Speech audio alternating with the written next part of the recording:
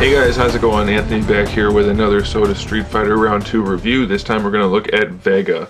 One of my favorite action figures out of all my figures. Such a great figure, great character, great figure. Nothing really to complain about. I mean, there are a couple minor things here and there, but that's really about it.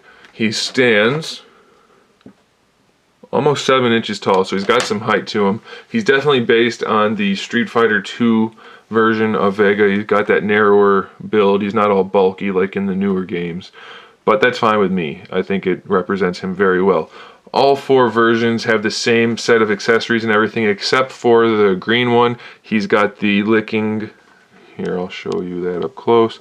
He's got the alternate head that has his tongue out so that he can lick his lips as if he is some kind of pervert, which he pretty much is. So there you have it. The red one is the GameStop exclusive.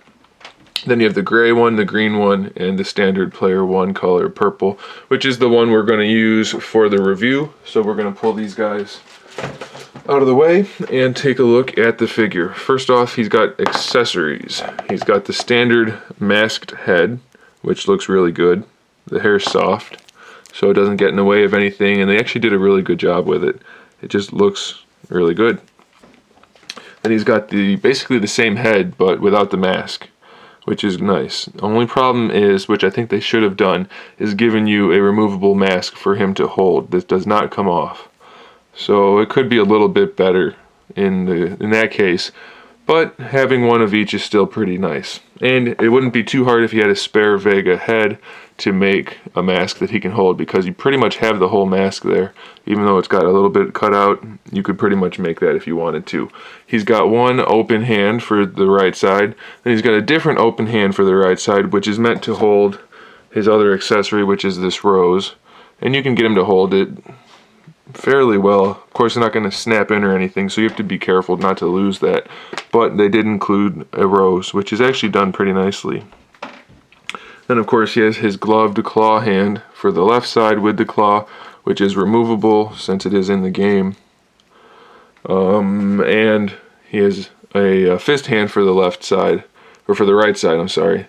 Only the one hand for the left, but this fist hand matches the other fist so that you can give him 2 fists if you wanted to. Which I think is probably how you see him most in the game, if I remember correctly.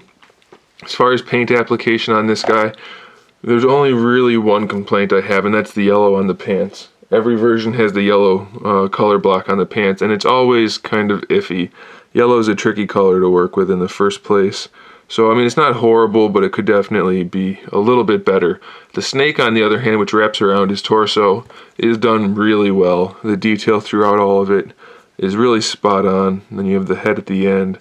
The little emblem on his cheek is done really well. Just overall, he looks great. He's got shading throughout the skin tones. His fingernails are painted a separate color. Really just looks great. He's got this nice texturing or leather look to his shoes. So the paints are good. The sculpt is really good. I don't have any complaints about any of that, other than that little bit of problem with the yellow. The only other complaint I have with this guy is the feet. Even though they look great, they're kind of hard for him to stand because they don't make a really good flat surface. They're a little curved. And it can be kind of tricky to get him to stand, especially since he's top heavy. But it's really not that big of a deal because it can be done. His little sash thing is a soft plastic, so it's not going to get in the way. Same thing as his hair. He's got full standard SOTA articulation. He's got the ball peg for the head. Pretty good range of motion. A little bit side to side. Up and down. More up than down, but it is there. Ball disc shoulders, so full range. And you actually get a pretty good range on this guy due to the sculpt. So that's pretty good. Bicep swivel built in there. As you can see, the bands are sculpted and painted fairly well. Double jointed elbow.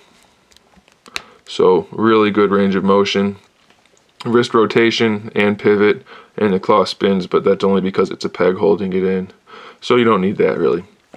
He does have the ab crunch. Unfortunately, you can't make the snake line up no matter what you do, but as long as you leave it in that one position, it's okay. There's no way for them to make it line up every way, so that's okay. I can look past that. He has a waist twist hidden underneath the sash, standard T-joint ball disc hips, so full range of motion there. Thigh swivel built in, double jointed knees. I don't believe there's a swivel in here. Doesn't look like it. So there's no swivel in there. Standard ankle pivot for the ankle rocker cut joint there, which again, it's not the best joint, but it is effective enough. And he's got the toe pivot right there, which is actually one of the better toe pivots. So despite the fact that it's hard for him to stand, he's got a decent toe joint because it's relatively stiff. So overall, it's a great figure. Easily recommend this guy. Absolutely love this figure. Like I said, it's one of my favorites. Both because the character's good and because the figure's good. So there it is, guys. Thanks for watching. Stay tuned for more SOTA Street Fighter reviews and other good stuff. And in the meantime, keep collecting.